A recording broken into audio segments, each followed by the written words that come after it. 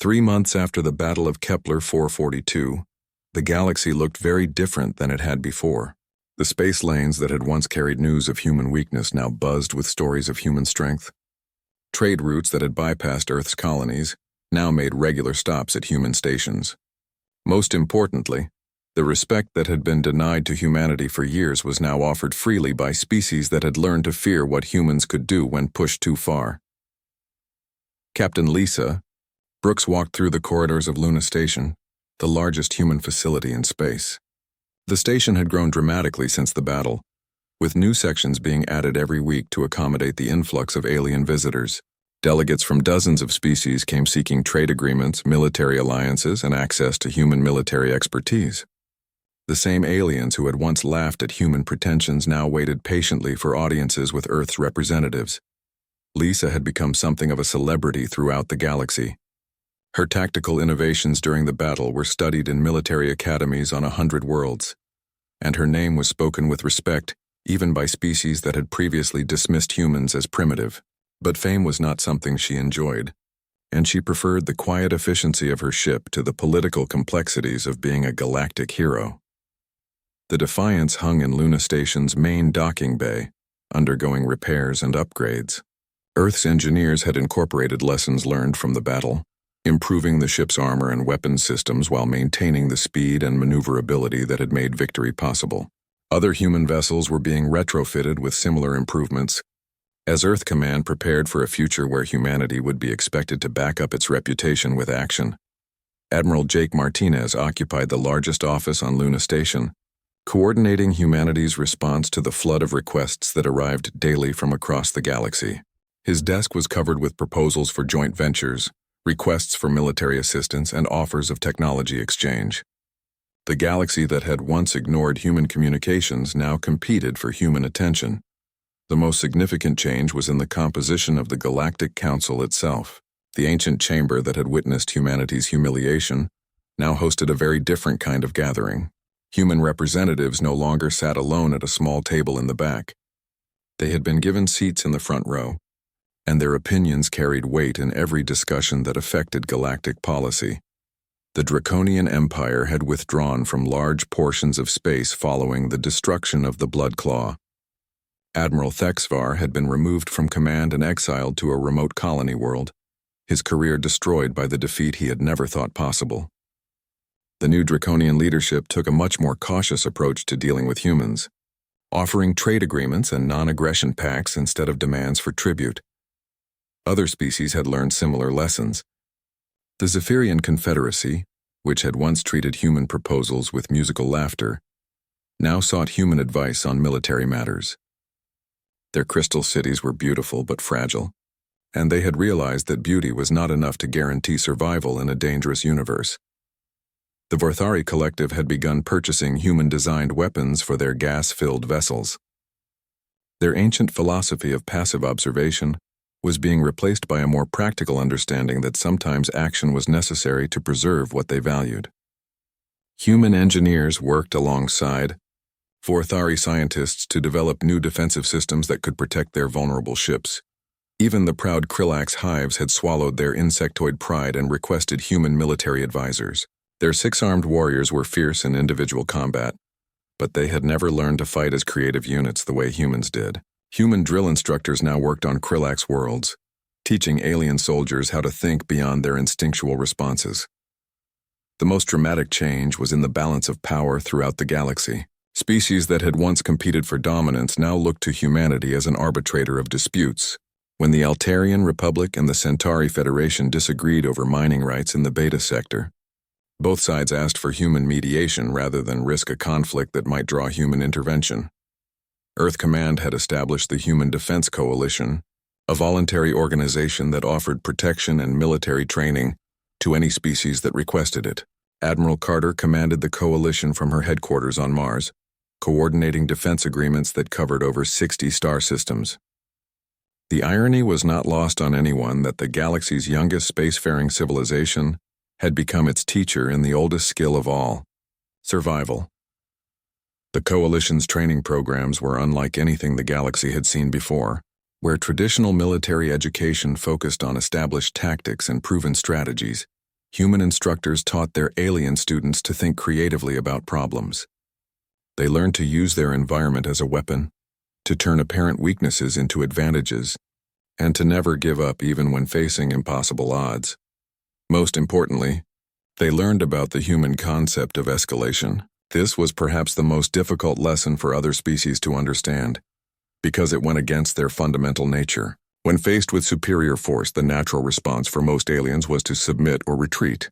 Humans taught them that there was always another option: to fight harder, to be more creative, and to bring levels of violence that their enemies had never imagined. The psychological impact of these lessons extended far beyond military applications. Species that had spent millennia accepting their limitations were suddenly discovering that many of those limits existed only in their minds.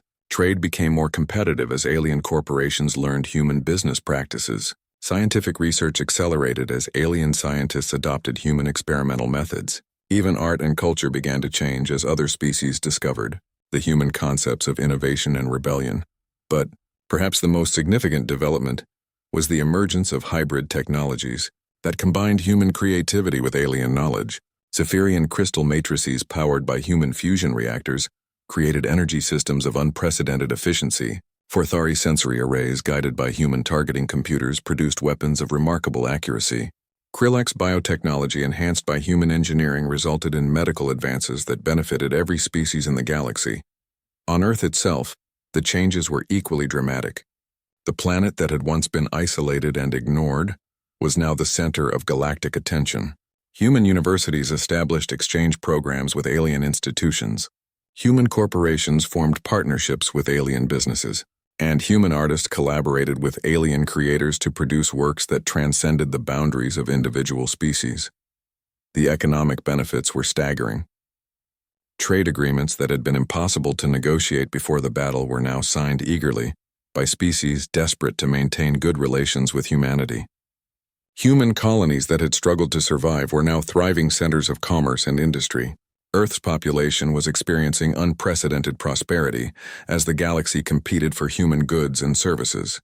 But with power came responsibility, and human leaders understood that their actions would be scrutinized by billions of alien observers. The galaxy was watching to see whether humans would use their newfound influence wisely or become just another aggressive empire seeking to dominate weaker neighbors. Admiral Martinez addressed this concern in his speech to the Galactic Council on the first anniversary of the battle.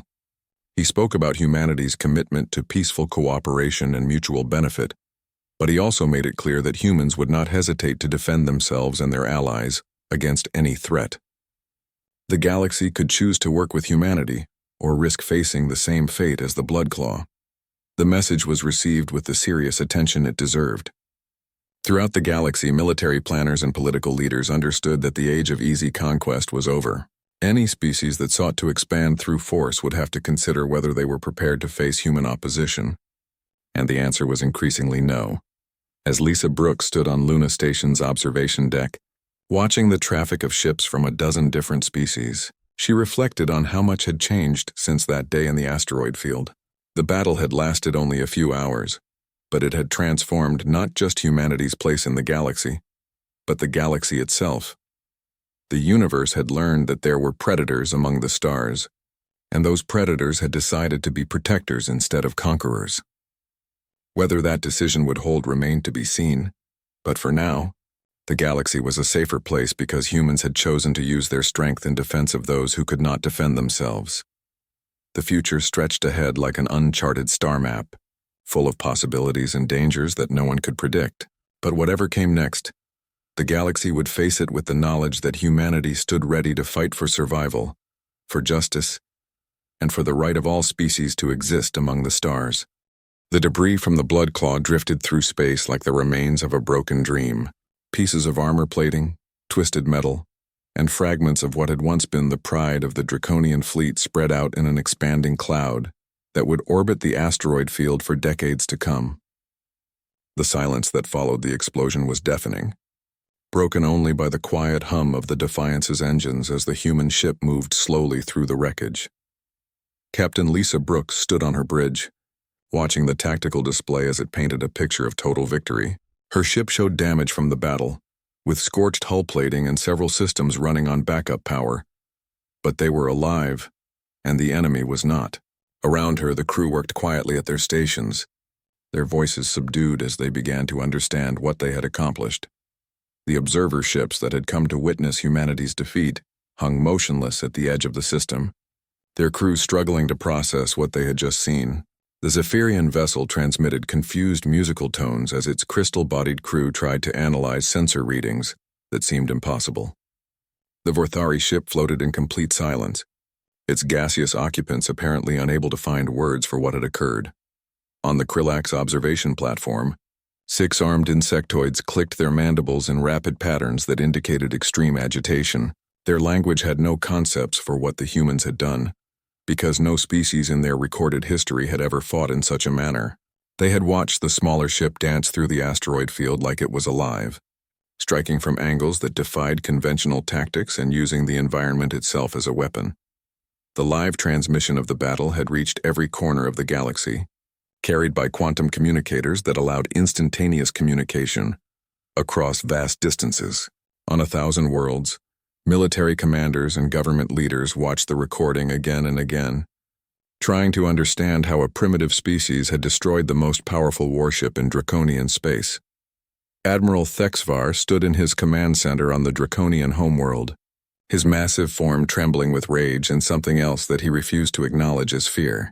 Around him, his staff officers maintained careful silence as they watched their supreme commander struggle with the impossible reality of defeat.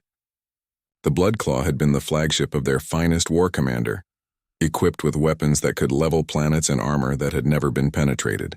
Yet a single human ship had destroyed it with what appeared to be simple metal. Projectiles intelligence reports began flooding in from across the galaxy as every major power suddenly took interest in the species they had previously ignored. The information that emerged painted a picture that chilled military strategists and political leaders alike. Humanity was not just another peaceful civilization that had stumbled into space travel. They were something far more dangerous. The first reports came from species that had traded with Earth colonies. Human history was a continuous record of warfare, competition, and survival against impossible odds. While other races had evolved on worlds where cooperation was necessary for survival, humans had emerged from a planet where everything tried to kill them. They had fought ice ages, predators, diseases, and each other with a tenacity that bordered on madness. Even more disturbing were the reports about human military doctrine. Where other species viewed war as a last resort to be conducted according to established rules and traditions, humans had turned conflict into an art form. They studied every battle, learned from every defeat, and constantly developed new ways to destroy their enemies. Their military academies taught courses with names like asymmetric warfare and unconventional tactics that had no equivalent in alien education systems. The Galactic Council called an emergency session to discuss the implications of the battle. Representatives from dozens of species gathered in the great chamber that had witnessed humanity's defiance just days before. But now the small human table at the back of the room seemed to loom over everything else, and many delegates found themselves glancing nervously in that direction. Commander Jake Martinez had been promoted to admiral and given authority to speak for all of human space. He sat quietly at his table, reading intelligence reports on his portable computer while the alien delegates whispered among themselves in a dozen different languages. The conversations all seemed to center on the same question: what did humanity want and how far would they go to get it? The Draconian delegation was notably smaller than before. War Marshal Thexvar had remained on his homeworld, sending a junior officer to represent their interests. The replacement was a nervous creature who kept glancing at the human table, as if expecting an attack at any moment. When called upon to speak, he announced that the Draconian Empire was withdrawing its demands for human colonies and would respect Earth's territorial boundaries. Other species quickly followed suit. Trade agreements that had been denied for years were suddenly approved without debate. Territorial disputes involving human settlements were resolved in humanity's favor. Mining rights that had been contested were quietly transferred to human control. The galaxy had discovered that it was much easier to negotiate with humans than to fight them. But perhaps most significantly, requests for military assistance began arriving at human embassies throughout the galaxy. The Altarian Republic wanted human advisors to train their defense forces. The Centauri Federation offered trade concessions in exchange for human naval protection. Even the proud vegan empire quietly inquired about purchasing human weapons technology. Admiral Martinez read each request carefully, understanding that they represented something unprecedented in galactic history. For the first time, ancient civilizations that had ruled space for millennia were asking a young species for help. They had realized that in a universe where survival was not guaranteed, humans possessed knowledge that they desperately needed. The most disturbing reports came from xenobiologists who had begun studying human physiology and psychology. Their findings suggested that humans were fundamentally different from every other known intelligent species. While most races had evolved to avoid conflict and seek peaceful solutions, humans had developed in an environment where violence was often the only option for survival. Human reflexes were faster than those of most alien species. Their endurance was superior, and their ability to function under stress was remarkable, but it was their mental capabilities that truly set them apart. Humans could think creatively under pressure, adapt to changing circumstances instantly, and find solutions to problems that would paralyze other minds. Most frightening of all was the human concept of escalation. When faced with superior force, most species would surrender or negotiate. Humans would simply find new ways to fight, bringing greater levels of violence and destruction to bear until their enemies were defeated or destroyed. They seemed to have no upper limit on how far they would go to achieve victory. The psychological profiles painted a picture of a species that viewed impossible odds not as a reason to surrender but as a challenge to overcome. Humans actually seemed to perform better when the situation was hopeless, displaying creativity and determination that increased in proportion to the danger they faced. On Earth, the news of the victory was met with celebrations that lasted for days. But in the halls of government and military command, leaders understood that everything had changed. Humanity was no longer a minor player seeking acceptance from the galactic community.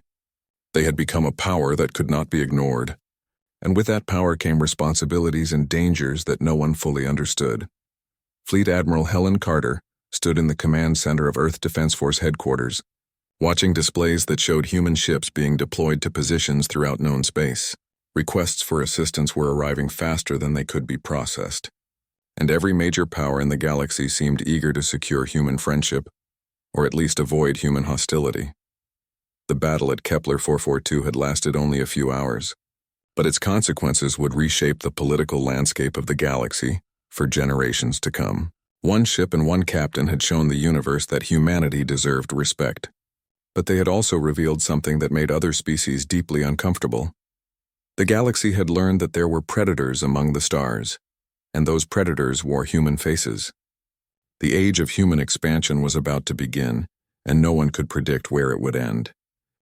The Bloodclaw emerged from the far side of the asteroid field like a predator stalking through tall grass. The massive draconian warship was a sight that had struck fear into the hearts of dozens of species across the galaxy. Its dark hull was covered in weapon ports and armor plating that had never been penetrated in battle. Red lights glowed along its length like the eyes of some ancient beast, and its size made the surrounding asteroids look like pebbles.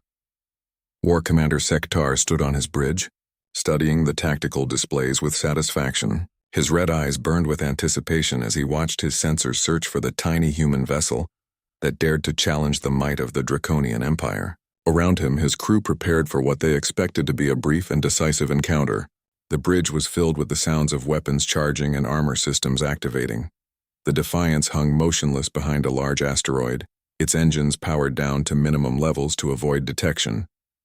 Captain Lisa Brooks watched her screens as the enemy ship prowled through the field, its sensors sweeping back and forth like searchlights in the darkness. The Draconian vessel was even more impressive up close, but Lisa had learned long ago that impressive was not the same as invincible. She gave quiet orders to her crew, and the human ship began to move. Unlike the Bloodclaw, which announced its presence with powerful engine burns and active sensor sweeps, the Defiance crept through the asteroid field like a ghost. Its smaller size and advanced stealth systems allowed it to hide among the floating rocks, appearing and disappearing as it maneuvered for position. Across the galaxy, billions of beings watched the live transmission from observer ships positioned at the edge of the system. The Galactic Council had arranged for full coverage of what they expected to be humanity's final lesson in humility. Species that had never heard of humans tuned in to see what the new race could do against proven warriors. Sektar grew impatient with the hunt and decided to force his prey into the open. He ordered his gunners to target the largest asteroids and destroy them with plasma fire. The massive energy beams lit up space as they struck their targets, turning solid rock into expanding clouds of superheated gas and debris.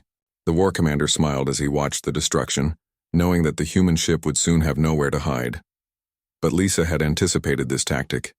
Instead of fleeing from the destruction, she moved the Defiance closer to the areas where asteroids were being destroyed. The debris clouds created perfect cover for a ship that knew how to use them, and the heat from the explosions masked the thermal signature of the human vessel's engines. The first exchange came when Sam Torres spotted a brief opening in the Bloodclaw's defensive pattern. The Defiance's railguns fired in perfect synchronization, sending 4 metal slugs racing across space at tremendous velocity. The projectiles struck the Draconian ship's shields and were absorbed without visible effect. But Lisa noted how the energy barriers flickered for just a moment under the impact. Sektar's response was immediate and overwhelming. The Bloodclaw's plasma cannons opened fire with enough energy to vaporize a small moon. The beams reached across space toward where the human ship had been moments before, but the Defiance was already gone. Lisa had ordered an emergency burn the instant her weapons fired, using the recoil from the railguns and the power of her engines to throw her ship sideways behind another asteroid. The plasma fire struck the rock that had been shielding the human vessel and turned it into an expanding ball of molten metal. The explosion was visible from 3 star systems away, and observers throughout the galaxy assumed they had just witnessed the end of humanity's challenge to draconian power. But the Defiance emerged from the other side of the explosion, using the blast as cover for a flanking maneuver that brought it around behind the larger ship. Kevin Walsh had rerouted power from non-essential systems to boost the engines, giving the human vessel speed that surprised even its own crew. The ship moved through space like a fighter instead of a warship, twisting and diving between asteroids with impossible grace. Lisa ordered another attack, but this time she aimed not at the enemy's shields but at the asteroids around the Bloodclaw.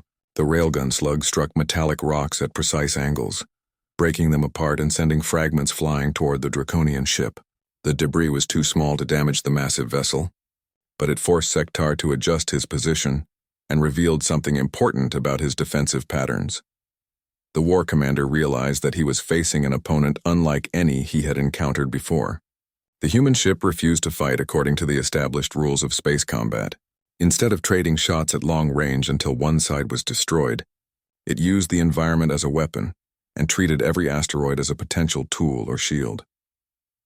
Sektar decided to end the game with overwhelming force. He ordered his ship to the center of the asteroid field and began firing in all directions, destroying every rock within range of his weapons. If the human ship wanted to hide among asteroids, he would simply eliminate all the asteroids. The space around the Bloodclaw became a storm of plasma fire and exploding debris. Lisa watched the destruction with calm calculation. The Draconian captain was powerful but predictable, responding to frustration with brute force instead of strategy. She waited until the enemy had expended considerable energy in his rampage, then executed a maneuver that no sane captain would attempt. The Defiance dropped all stealth measures and accelerated directly toward the Bloodclaw at maximum power. To the observers watching from their safe positions, it looked like a suicide run by a desperate human captain who had finally broken under pressure. Even Lisa's own crew tensed as they raced toward certain destruction, but at the last possible moment, Lisa activated a technique that human pilots had developed during asteroid mining operations. She fired the ship's maneuvering thrusters in a complex pattern, while simultaneously using the gravitational field of a nearby asteroid to alter their trajectory. The Defiance seemed to bend its path through space, sliding sideways around the Draconian ship while maintaining forward momentum. The maneuver brought the human vessel alongside the Bloodclaw at point-blank range, with the enemy's weapon systems pointing in the wrong direction. Sam Torres had been waiting for exactly this opportunity, and the Defiance's railgun spoke with deadly precision. 4 metal slugs struck the Draconian ship's armor at a range where shields were ineffective and angles were perfect. The kinetic impact was devastating.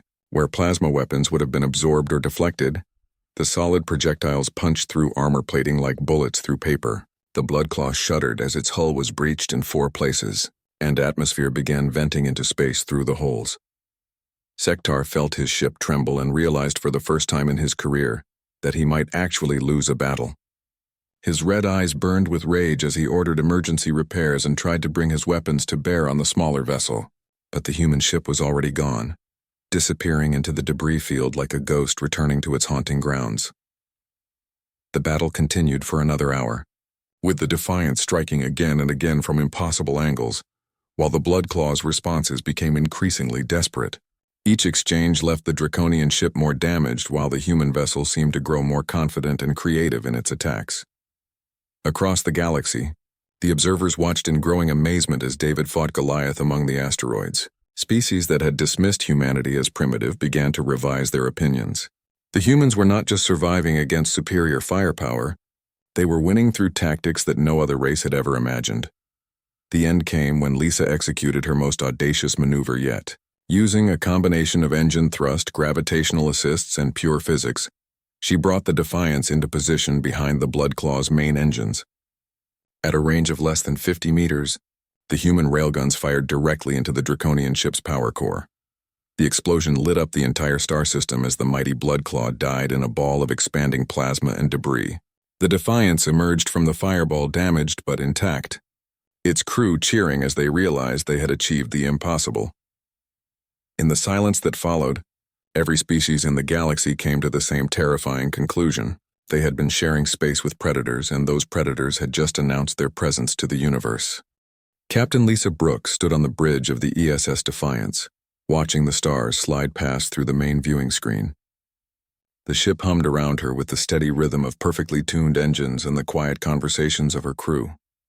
After 4 years of serving together, they moved like dancers who knew each other's steps by heart. The Defiance was not the largest ship in Earth's fleet, but it was fast and tough. Unlike the massive battleships that other species preferred, human engineers had built their vessels for speed and flexibility. The ship stretched 300 meters from nose to tail, with clean lines that cut through space like a knife. Her hull was dark gray with blue markings that showed she belonged to the Third Fleet. Lisa had received the emergency message from Earth Command 6 hours ago. One ship, one battle, humanity's future hanging in the balance. The choice of vessel had been easy. The Defiance had the best combat record in the fleet, and her crew had faced impossible odds before and won.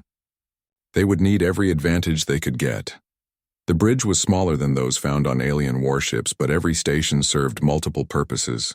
Chief Engineer Kevin Walsh sat at his console, monitoring dozens of systems with the focused attention of someone who knew every bolt and wire on the ship.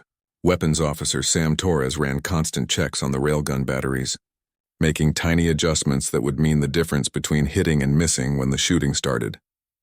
Marine Captain Alex Stone stood near the back of the bridge, studying tactical displays with the intensity of a predator watching prey.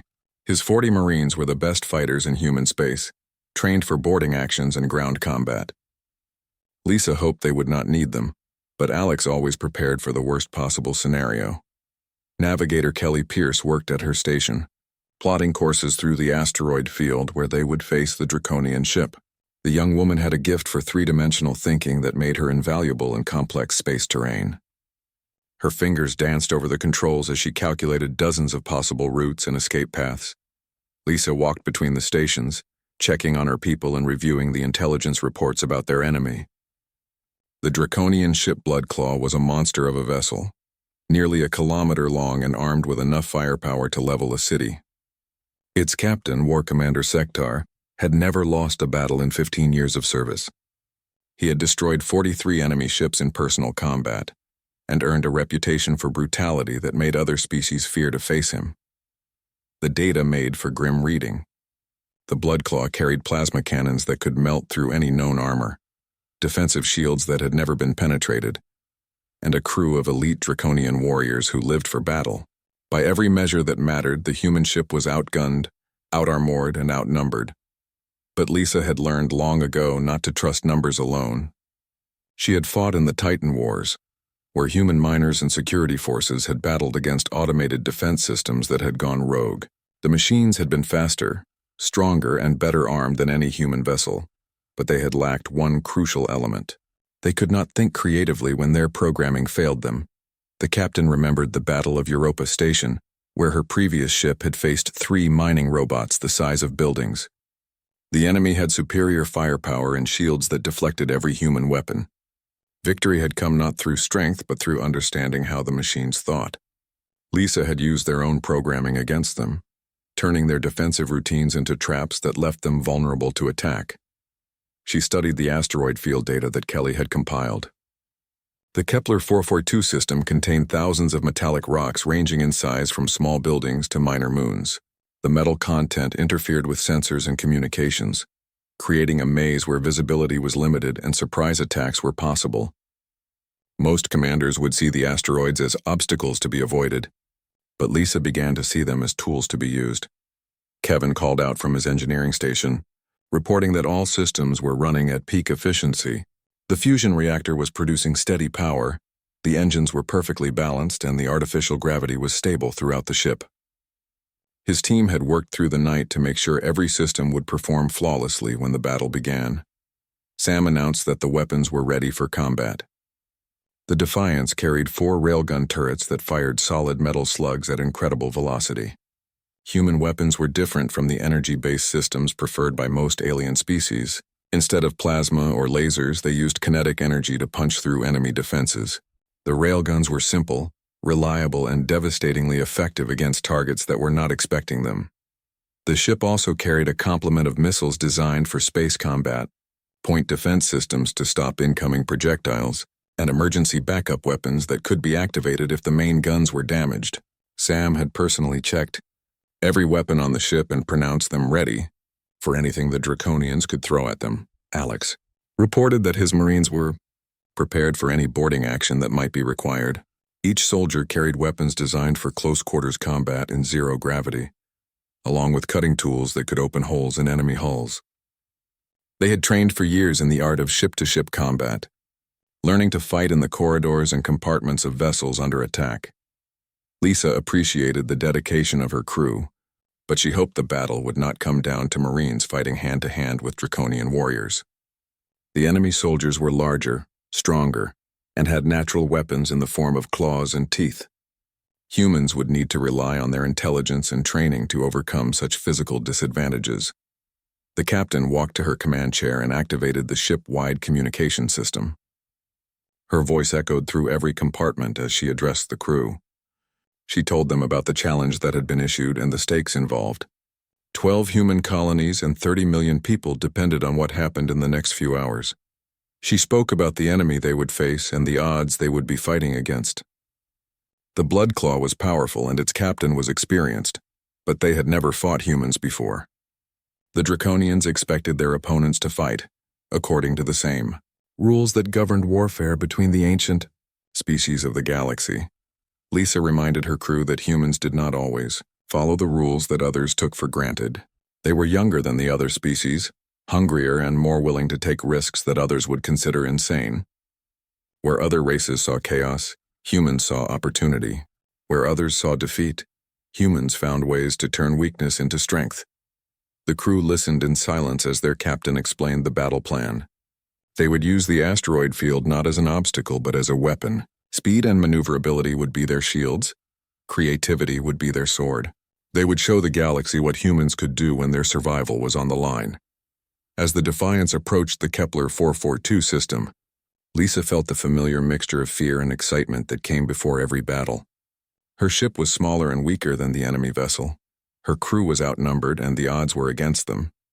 But she had led these people through impossible situations before, and they had always found a way to win. The bridge grew quiet as they entered the asteroid field.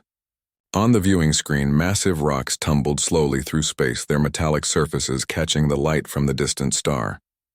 Somewhere among those asteroids waited the Bloodclaw and its crew of Draconian warriors. The battle that would determine humanity's place in the galaxy was about to begin. Lisa settled into her command chair and watched the tactical display as it painted a picture of the battlefield ahead. Win or lose, the next few hours would be remembered for as long as humans traveled among the stars. The massive space station hung in the void like a metal city, its lights twinkling against the stars. Inside the great council chamber, hundreds of alien beings filled the curved seats that rose up like steps in an ancient theater. The air buzzed with different sounds as creatures from across the galaxy spoke in their own languages. Some made clicking noises, others hummed deep tones, and a few communicated through flashing lights on their bodies. Commander Jake Martinez sat alone at a small table near the back of the chamber. His blue uniform looked plain compared to the bright robes and strange armor worn by the other delegates. The human section had only 3 chairs, which said everything about how the galaxy viewed Earth and its people. For 3 years now, humanity had been the newest member of the Galactic Council, and for 3 years they had been treated like children who were allowed to sit at the grown-up table, but not really talk. The Zephyrian ambassador stood at the center podium, his crystal body catching the lights and throwing rainbows across the walls. His voice rang like wind chimes as he spoke about trade routes and mining rights. Jake tried to follow the discussion, but most of it had nothing to do with human space. The other species talked around humanity like they were not even there. Near the front sat the Draconian delegation. These lizard-like beings were twice as tall as humans and covered in dark green scales that looked like armor. Their red eyes burned with intelligence and something else that made Jake uncomfortable. The Draconians controlled over 200 star systems and had the largest fleet in the galaxy. War Marshal Thexvar was their leader, a massive creature whose scars told stories of countless battles. The Vorthari floated in their special gas-filled suits, looking like ghosts made of green smoke. They spoke through electronic voices that sounded cold and distant. The Krillax clicked their mandibles and waved their 6 arms when they got excited about something. Each species was ancient, powerful, and had ruled space for thousands of years, before humans had even learned to make fire. Jake listened as they discussed the recent expansion of shipping lanes through the Outer Rim. The Zephyrians wanted to build new stations. The Vorthari demanded mining rights, and the Krillax insisted on military escorts for their trade ships. Nobody asked what humans thought about ships passing through space near Earth's colonies. Then War Marshal Thexvar stood up, and the chamber went quiet. When Draconian spoke, everyone listened. His voice was deep and rough like rocks grinding together. He talked about security in the frontier regions and how smaller species needed protection from pirates and raiders. Jake felt his stomach tighten as he realized where this was going. The War Marshal turned his burning red eyes toward the human section. His mouth opened to show rows of sharp teeth as he spoke about the burden of protecting weak civilizations. He said the Draconian fleet was stretched thin, keeping peace in over 50 sectors. Something had to change. The demand came like a punch to the gut. Thexvar wanted humanity to give up its 12 outer colonies as payment for continued protection. These worlds housed over 30 million humans who had worked for generations to build new lives among the stars. The War Marshal called it tribute, but Jake knew what it really was. The chamber erupted in discussion. Some species nodded in agreement, others seemed bored by the whole thing. The Zephyrian ambassador made musical sounds that Jake's translator said meant the proposal had merit. The Vorthari delegate whispered that humans should be grateful for any protection at all. Jake stood up slowly, his heart pounding. Every eye in the chamber turned toward him, and he felt like a mouse facing a room full of cats. His voice shook slightly as he spoke the single word that would change everything. No. The silence that followed was deafening. Then came the laughter. It started with the Krillax making their chittering sounds, then spread to other species. Even some of the Zephyrians joined in with their chiming voices. The idea that humans would refuse a demand from the mighty Draconian Empire struck them as hilarious. War Marshal Thexvar did not laugh. His red eyes narrowed as he stared at Jake. When he spoke again, his voice carried the threat of violence. He asked if the human really thought their pathetic fleet of 50 ships could stand against the Draconian war machine. Jake's mouth went dry, but he kept his voice steady. He said that humanity would not abandon its people no matter the cost. The colonies were not for sale, trade, or tribute. The Zephyrian ambassador floated forward, his crystal body singing with harmonic tones. He suggested that perhaps a demonstration would settle this matter quickly and save everyone time. A simple test of strength between one human ship and one Draconian vessel. The winner would determine humanity's fate in the galaxy. Other delegates began voicing their agreement. The Vorthari thought it would be educational. The Krillax wanted to see human technology in action before it was destroyed. Even species that Jake had thought were friendly seemed eager to watch humanity fail. War Marshal Thexvar smiled, showing all his sharp teeth. He accepted the challenge with obvious pleasure. His best captain would face whatever ship the humans could provide. The battle would take place in the Kepler 442 system, in the asteroid field where sensors worked poorly and there was nowhere to hide. Jake felt sweat on his forehead as he realized what he had just agreed to. One ship against the Draconian fleet's finest. Winner takes all. If they lost, humanity would lose its colonies and probably its place in the galaxy. If they somehow won, they would earn the respect that had been denied to them for 3 years. The terms were set quickly. Each side would send one warship to the asteroid field. No support vessels, no backup, no second chances. The battle would be broadcast across the galaxy so everyone could witness the outcome. Jake signed the agreement with a shaking hand, knowing that he had just gambled the future of his entire species on a single fight. As the council session ended and the delegates began to leave, Jake sat alone at his small table. He thought about the message he would have to send to Earth Command, telling them that humanity's survival now depended on one ship and one captain. He wondered if he had just signed his species' death warrant or given them their greatest chance at respect. The Draconian delegation walked past him on their way out. War Marshal Thexvar stopped and looked down at the human commander. His voice was quiet but filled with certainty, as he told Jake that humans would learn what happened to those who defied the Draconian Empire. Tomorrow would bring lessons written in fire and blood. Jake watched them leave, then looked up at the vast chamber with its empty seats. In 72 hours, every species in the galaxy would know whether humans deserved to be in this room, or if they were just another failed civilization that had reached too far among the stars.